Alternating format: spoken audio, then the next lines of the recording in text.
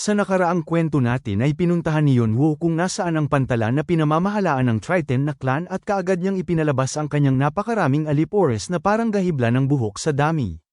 At sa pagpapatuloy ng kwento, pagkatapos niyang may palabas ang kanyang mga alipores ay sinugatan niya naman ang kanyang kamay at ipinatulo niya ang kanyang dugo at sinalo naman ito ng kanyang mga alipores at sa isip niya habang pumapatak ang kanyang dugo na sa totoo lang ay ang residual poison blood ay ang kasanayan na hindi niya naman kailangan ngunit mayroon naman itong lawak at kapangyarihan at nasa kanya naman ang kasanayan na tinatawag na wave of fire na kapareho nito. Pagkatapos mapatakan ng dugo ni Yonwoo ang kanyang mga alipores ay lumabas sa kanyang sistema na ang residual poison blood ay ibinahagi niya sa kanyang mga kakampi sa pamamagitan ng kanyang dugo.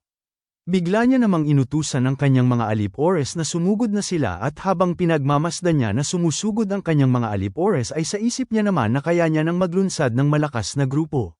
Sabay-sabay naman silang tumalon at sa kabilang banda naman ay masaya pang naghahakot ang mga tauhan ni Bentik at bigla na lang silang nakaramdam ng malakas na pagyanig at may napatanong pa na kung may lindol ba. Itinuro naman ng isa na tignan nila doon dahil may mga halimaw na paparating sa kanilang lokasyon. At dito pagkatingin nila ay nakita nila ang mga kalansay na umiilaw pa ang mata at napapangiti sa kanila. Sabay-sabay nang nagsisugod ang mga kalansay patungo sa kanilang lokasyon at habang pinipigilan nila ang mga ito ay nagtataka naman sila na kung ano ba ang mga nilalang na ito at kung saan ba nanggaling ang mga ito. Inatake naman ng isang alipores ni Yonwoo ang kalaban gamit ang kanyang matutulis na mga kuko at natamaan ito sa mukha at habang tinatamaan siya ay hindi naman siya makapaniwala dahil ayon sa kanya ay ang mga nilalang na ito ay napakabilis gumalaw at mahirap salagin ang kanilang mga pag-atake. Bigla naman siyang nagulat dahil may lumabas sa kanyang sistema at ang kanyang sugat ay mayroong inilalabas na parang usok. Lumabas sa kanyang sistema na nalasan siya ng tinatawag na residual poison blood. Pumasok naman siya sa isang estado ng pagkalito, pagkalason, at pagdurugo. Ang kanyang buhay ay mas bumaba ng husto at mas bumaba din ang kanyang pagdepensa at maging ang kanyang kapangyarihan sa pag-atake. Ang kanyang sigla ay nauubos sa nakababahalang bilis. Napaluhod naman siya sa lupa at napasigaw na kung paano ba siya nalason at umuubo pa ito at sinabi niya pa na hindi niya magawang pigilan ang pagdurugo. Makalipas lamang ang ilang minuto ay parang dagat-dagatang apoy na ang pantalan na sinalakay ng mga alipores ni Yonwoo. Samantala si Yonwoo naman ay hindi niya inaasahan ang epekto nito dahil mas maganda pa pala ito kumpara sa kanyang inaasahan at magandang ideya nga ang kanyang ginawa na patikan ng kanyang dugo ang kanyang mga alipores na mga halimaw. Ang epekto ng nakakalaso na elixir na kanyang ininom ay naipasa sa mga halimaw na kanyang mga alipores at kung ganito nga sila kalakas ay wala na siyang dahilan na itago pa ang mga halimaw na kanyang hukbo simula ngayon dahil ang rason kung bakit niya itinatago ang mga ito magpahanggang sa ngayon ay ang maiwasan niyang ipakita ang kanyang lakas. Ngunit ngayon ay mayroon na silang kapangyarihan upang pagbantaan ang Triton at kinokonsidera niya kapareho na nito ang lakas ng puwersa ng umuusbong na pangkat at masasayang lamang ang mga ito kapag pinanatili niyang nakatago ito bilang isang sikretong sandata kaya naman napagdesisyonan niya na simula ngayon ay gagamitin niya na ang mga ito. Lumingon naman siya at inaasahan niya na darating na sana ito at ang kanyang tinutukoy ay si Bentik. Sakto namang pagkalingon niya ay mayroon siyang napansin na isang tao na papalapit at habang pinagmamasdan niya ito ay nakakaramdam naman siya ng malakas na presensya at nagtatakang tanong niya naman sa kanyang isipan na kung si Bentik ba ito ngunit napagtanto niya naman ang presensya nito ay kakaiba mula sa Bentik na kanyang kilala. At nang walang ano-ano bigla na lamang itong bumagsak ng napakalakas at ang taong ito ay si Ted at pagkabagsak niya ay sinabi niya naman na itigil na nila ang kaguluhang ito. Napasigaw na lamang ang kanyang mga alipores na dumating na sa wakas si Ted at mayroon pang napasigaw na ang kanilang kapitan ay dumating na kaya naman nabuhayan ng dugo ang mga ito. Bigla namang naghanda ng isang enerhiya si Ted at kaagad niya naman itong pinakawalan patungo sa mga alipores ni Yonwoo at dahil sa taglay niyang lakas ay napinsala naman ang mga ito at may napatilapon pa. Napatanong naman sa kanyang isipan si Yonwoo na kung isa ba ito sa tatlong tagapamahala ng Triton at inaasahan niya sana na si Bentik ang dumating kaya naman labis naman siyang nadismaya. Habang nakikipaglaban si Ted ay nakita niya naman sa itaas ng bangin si Yonwoo at tinignan niya naman ito at ayon sa kanya nakagaya nga ng kanyang inaasahan na ang hoarder ay hindi gumagawa ng aksyon at nanunood lamang ito. Wala naman siyang narinig patungkol sa hoarder na umuutos sa mga halimaw at napagtanto niya naman na para itong isang nakatagong kasanayan na inilalabas niya lamang kapag wala na siyang lakas at naisip niya rin na umaasa lamang ang hoarder sa kanyang kasanayan habang tinatago niya ang kanyang sarili. Napangiti naman si Ted dahil nagkamali daw ang hoarder at nagpasalamat naman siya dahil mayroon daw siyang nakumpirma. At naisip niya naman na ang hoarder daw ay hindi tumitigil sa paggalaw dahil hindi ito makagalaw at walang duda yun dahil nagpapanggap lang daw ito na ayos lang subalit ang totoo ay nasa estado pa ito ng pagpapagaling. Kaagad naman siyang tumalon at sinugod niya si Yeonwoo at habang papalapit ito kay Yeonwoo ay sinigaw niya naman na madali lamang dakpin ang isang taong may pinsala at kaagad namang tinawag ni Yeonwoo si Shannon at Hanryong at sa puntong malapit na si Ted kay Yeonwoo ay hinaranggan naman siya ni Shannon at Hanryong kaya naman ikinagulat ni Ted ang pangyayaring ito at bahagya siyang natigilan dahil sinasalag ni Hanryong at Shannon ang kanyang pag-atake na para sa kay Yeonwoo at napapatanong na lang siya na kung sino ba sila.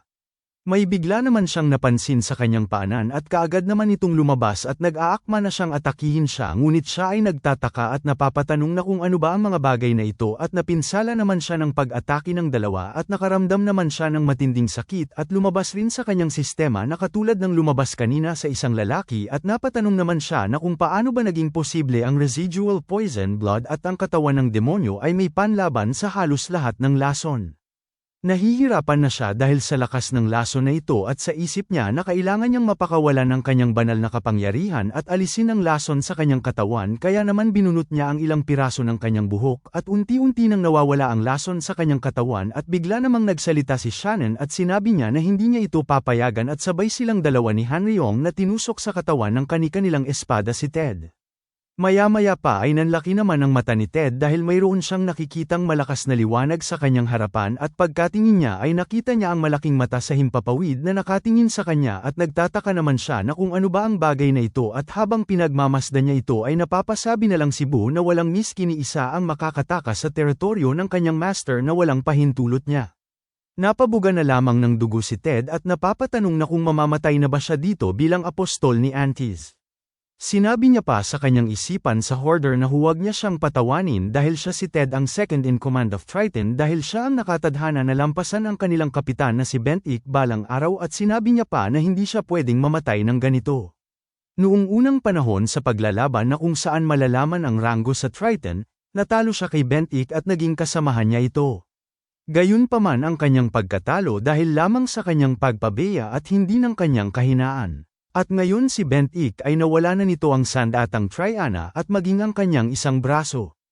Ayon pa sa kanya na siya dapat ang tunay na kapitan ng Triton at wala ng iba. At siya si Ted ang apostol ni Antis. At napasabi na lang siya na mamamatay na siya. Habang hinihigop siya ni Yeonwoo ay napapasabi na lang si Yeonwoo na katawa-tawa daw ito dahil punong-puno ito ng pagkasakim at hindi inaalam ang kanyang sariling lugar. At tinanong niya naman si Ted na kung iniisip niya bang matatalo niya talaga si Bentik dahil ang isang kagaya niya ay isang tanga na sumusugod na lang bigla na hindi inaalam ang tunay na lakas ng kanyang kalaban. Sinabi niya pa na umaasa lang daw ito sa kanyang sariling kapangyarihan at mamamatay ng walang kabuluhan at wala daw itong pagkakaiba sa Diyos na natalo kay Hercules. Lumabas naman sa kanyang sistema na ang kakanyahan ni Antis ay sumasanib na sa kanyang banal na kakanyahan. Ang naabsorb niya na banal na kakanyahan ay nagdudulot ito ng pagbabago sa katawan niya. Dahil doon ay galit na naman si Poseidon. Nang mabasa yun ni Yeonwoo ay sa isip niya na kahit na ang magulang ay hindi natitiis na makita ang kanyang anak na napapahiya at kahit gaano pa siya kagalit ay wala pa ring magbabago. Naramdaman niya naman ang pagdaloy ng banal na kakanyahan sa kanyang katawan at habang nagaganap yun ay sa isip niya na si Ted daw ay mayroong kaparehong halaga ng banal na kapangyarihan na kamay ni Bentik. Napasabi na lang siya na si Ted daw ay malayong malayo kumpara kay Bentik na siyang kalaban niya naman. Lumingon naman siya at pinagmasdan niya ang nawawasak na pantalan at ayon sa kanya nasa oras daw na ito ay nakaabot na kay Bentik ang balita na namatay na si Ted at ang pantalan ay nawasak na. Ngunit magpahanggang sa ngayon ay wala pa rin si Bentik kahit na ganito nakalala ang nangyari dito. Samantala hindi naman makapaniwala ang mga alipores ni Ted na patay na ang kanilang vice captain. Bigla niya namang tinawag ang pangalan ni Shannon at Hanryong at kaagad niya itong inutusan na sila na ang bahala sa natitira sabay alis niya at sumunod naman sa utos ang dalawa. Napagdesisyonan naman ni Yeonwoo na kung hindi lalabas si Bentik ay siya na mismo ang kakaladkad dito. Lumipat naman ang eksena sa labas ng tore at dito maraming tao at nagkakagulo sila dahil narinig nila ang balita patungkol sa nangyari sa clan na Triton at ang buong pantalan sa ika-30 na palapag ng tore ay pinasabog. Narinig rin nila ang balita na ang vice captain na si Ted ay namatay na nawala man lang kalaban-laban. Hindi naman sila makapaniwala dahil mayroong isang tao ang may lakas ng loob upang sumugod sa clan na pinamumunuan ni Bentik at nagtatakang tanong naman ng isa na kung sino ba ang may gawa ng bagay na yun. Sumabat naman ang isang matanda at tinanong niya na kung hindi ba nila alam na ang gumawa ay sikat sa mababang palapag ng tore. Agad niya namang sinabi na ang may gawa ng pagpasabog ng buong pantalan ay walang iba kundi ang tinatawag na hoarder at isa itong baguhan na nakagawa na ng pangalan. Nagtatakang tanong naman ang isa na kung sinasabi niya bang isang manlalaro lamang ang nakagawa ng pagpasabog na iyon at ang pumatay sa vice captain ng Triton na si Ted. May napahanga naman sa nagawa ng hoarder at sinabi niya na mayroon pang sabi-sabi na marami pa itong pinasabog na tanggulan maliban sa pantala ng Triton. Mayroon namang napasabi na ang kanilang kalaban na clan na Triton ay nanginginig at mayroon pang napasabi na tingnan na lang nila kung gaano kataas ang iaakyat ng hoarder. Makalipas lamang ang ilang araw ay naglalakad si Yonwoo kasama si Shannon at Han Ryong habang sumusunod sa kanila si Rebecca. Napabuntong hininga naman siya at sa isip niya na matagal niya nang natapos ang pagsubok sa ika-30 na palapag ng tore. At sa mga oras na yun ay marami siyang pinasabog na mga tanggulan ng pagmamay-ari ng Triton subalit hindi pa rin lumalabas si Bentik. Pinalakas niya naman ang kanyang pandama at ayon sa kanya na kahit pinapalawak niya ang kanyang pandama ay hindi niya pa rin mahagilap si Bentik. Kaya naman nagtatakang tanong niya sa kanyang isipan na kung hindi pa ba tapos ang pagpapagaling nito dahil sa nakalipas na oras ay dapat sapat na ito upang makarecover siya gamit ang kanyang banal na kapangyarihan. At naisip niya rin na kahit hindi pa lubusang gumagaling si Bentik ay lalabas ito kaagad dahil sa gulo na kanyang dinulot dahil si Bentik daw ay isang klaseng tao na hindi umiiwas sa paglalaban kaya naman laking pagtataka niya na kung bakit hindi pa ito nagpapakita. Bigla namang nagulat si Yonwoo dahil bigla siyang tinawag ni Shannon at tinanong naman siya kaagad ni Yonwoo na kung ano ba ang kanyang kailangan. Tugon naman ni Shannon habang kumikindat-kindat pa na mayroon siyang pabor na hihilingin at hindi niya pa direktang sinasabi kung ano yun ngunit ang sinabi niya lamang ay ang patungkol sa bago niyang nakuhang item. Kinumpirma naman ni Yonwoo na kung ang tinutukoy niya ba ay ang kaluluwa ni Ted. Masayang tugon naman ni Shannon na yan nga ang kanyang tinutukoy sabay sabi niya pa na kung pwede niya ba itong ibigay sa kanya. Bigla namang hinawi ni Han Ryong si Shannon at tinawag niya rin ang kanyang master at sinabi niya na ang mga alipin daw ay dapat willing maghintay at nagpapasalamat sa kung ano ang ipinagkaloob ng kanilang master. Mayabang naman na sinabi niya na ang nakakainis daw nag-aralgal ang boses at ang kanyang tinutukoy ay si Shannon at iminungkahi niya naman kay Yonwoo na mas maganda akong ibigay niya na lang ito sa iba. Pagkarinig ni Shannon ay nagalit naman ito sabay sabi niya na sa kanya dapat yan. Nag-away na ang dalawa at nagsasagutan ng masasakit na salita habang si Yonwoo naman ay napapabuntong hininga na lamang at napagdesisyonan niya na huwag niya nalang pansinin muna ang dalawang ito. Tinignan niya naman si Rebecca sa itaas dahil nag-aalala siya dito, dahil kamakailan lang ay nahihirapan itong panatilihin ang kanyang pagkakatawang tao sa mga kinakailangang sitwasyon at ang kanyang pinag-aalala pa ay hindi man lang ito nagsasalita at magsasalita lamang ito kapag tinatanong niya ito. At ayon sa kanya na si Rebecca daw ay gustong-gusto na bumalik sa pagiging tao higit pa kanino man ngunit parang may mali. Kaya naman napagdesisyonan niya na kakausapin niya ito ng sila lang dalawa mamaya. Maya-maya pa makalipas ang ilang saglit ay mayroon naman siyang naramdaman na presensya at dali-dali niya naman itong tiningnan at ang presensyang ito ay nanggaling sa malapit sa oasis at isa itong maliit na pangkat. Hindi naman ito ang clan na Triton subalit ibang clan naman ito at nakilala niya naman agad na ang simbolo na ito ay ang tinatawag na Fantasy Regiment. Naalala niya naman ngayon na pinaslang niya ang pinuno ng 92nd Unit sa ilog ng mga patay pagtapos nitong humarang sa kanyang daan. Subalit ang ipinagtataka niya lamang ay naramdaman niya na ang kapaligiran ay hindi mabangis at ayon pa sa kanya na ang mga ito daw ay siya ang pinupunterya ngunit naghihintay lamang daw ang mga ito ng matyaga. Napaisip naman siya na hindi niya alam kung ano ang mga iniisip nito ngunit mahihirapan naman siya na lampasan ang mga ito kaya naman napagdesisyonan niya na pupuntahan niya ang mga ito. Galit naman si Shannon na tinanong si Yonwoo na kung nakikinig ba ito. Hindi naman siya pinansin ni Yonwoo bagkus ay nagpatuloy lamang ito sa paglalakad. Makalipas lamang ang ilang sandali ay pinuntahan niya na ang Fantasy Regiment. Kalmado lamang ang mga kasapi ng Fantasy Regiment kahit na nasa harapan na nila si Yonwoo.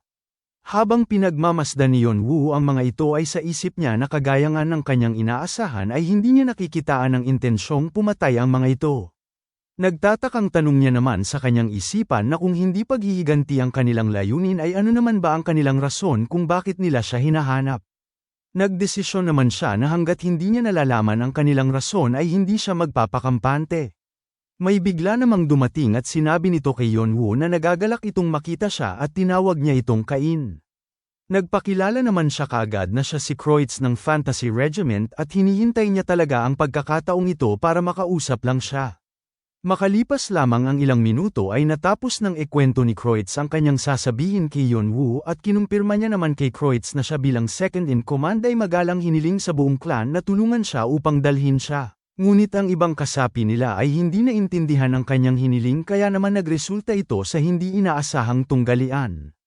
At sa bandang huli ay personal siyang pumunta sa kanya upang humingi ng paumanhin at upang dalhin niya siya at tinanong niya ito na kung tama ba.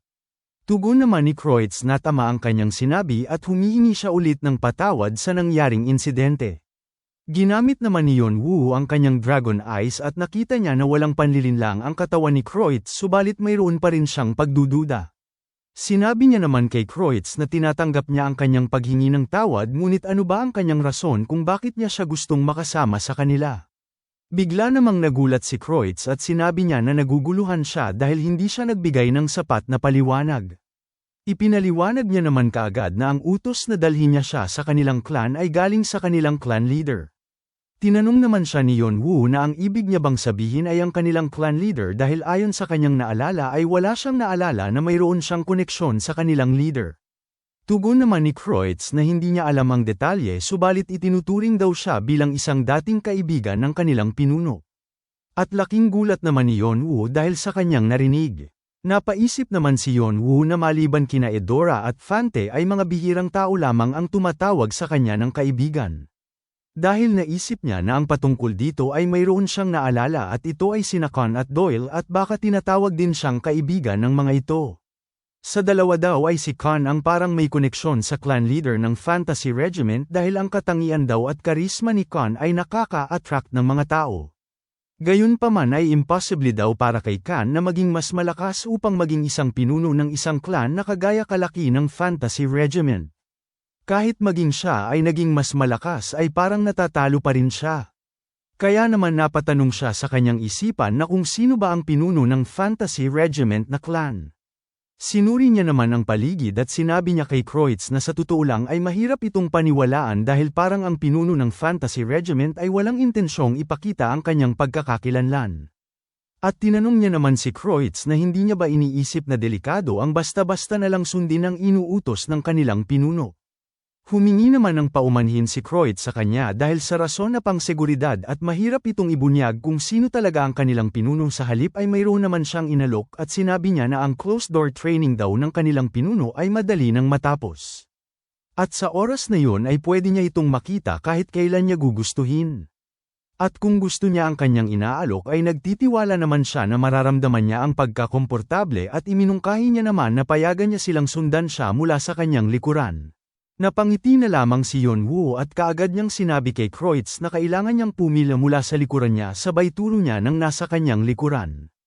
Sa isip niya naman na mayroong iilan ng mga tao ang sinusundan siya ng palihim at ayon sa kanyang paghuhusga sa kanilang iba't ibang aura ay parang mula sila sa iba't ibang mga pangkat.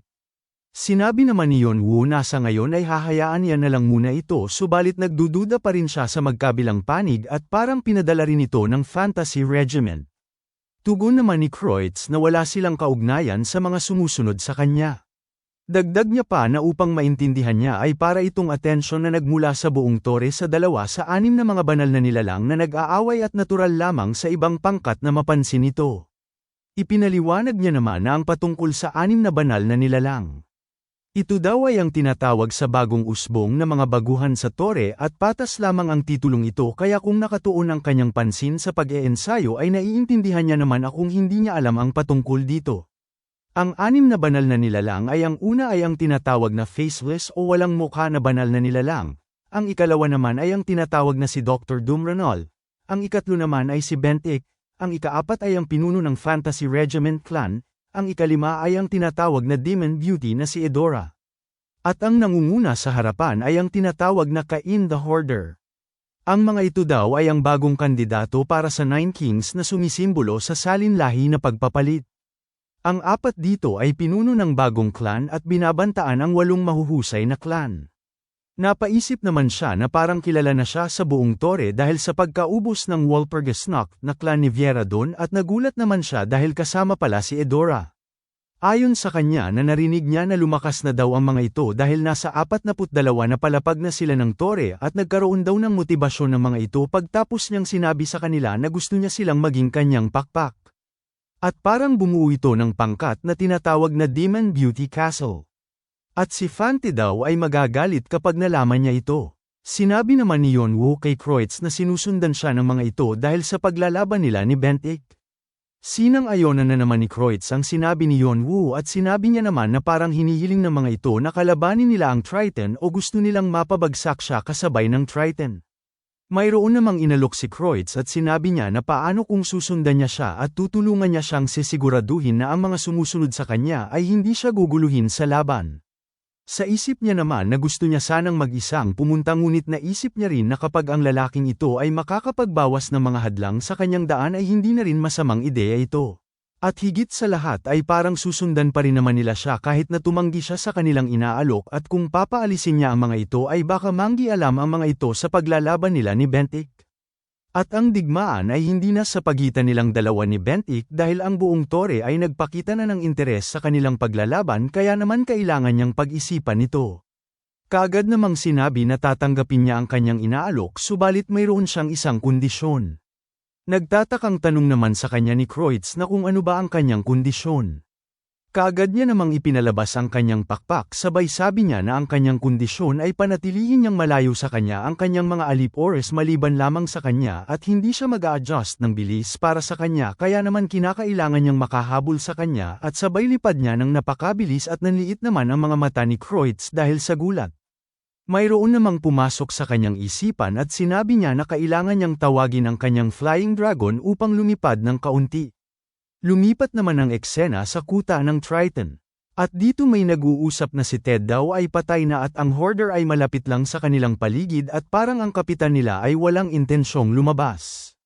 Nakikinig lamang si Jin Rang sa nagsasalita at sinabi ng nagsasalita na ang sitwasyon ay nagiging kapanapanabik at tinanong niya si Jin Rang na kung hindi ba. Wala namang naging tugon si Jin Rang ngunit sa isip niya na hindi siya makapaniwala na hindi nagawang makatakas ni Ted at namatay talaga ito. At ayon pa sa kanya na ang Hoarder daw ay malayong malayo sa kanyang inaasahan dahil napakadelikado pala nito. Tinignan niya naman ang nagsasalita at ito ay ang kapatid ni Ted na si Elaine at habang tinitingnan niya ito ay sa isip niya na kahit napatay na ang kapatid nito ay parang masaya pa rin ito sa halip na malungkot at hindi pa rin malinaw para sa kanya na si Elaine ay hindi rin normal. Hanggang dito na lang muna mga bossing. Kung gusto mong subaybayan ang kwentong ito, mag-like, comment, at subscribe at i-hit mo na rin ang notification bell para ikaw ang unang makapanood pag may bago tayong upload. Kita-kits sa susunod mga boss.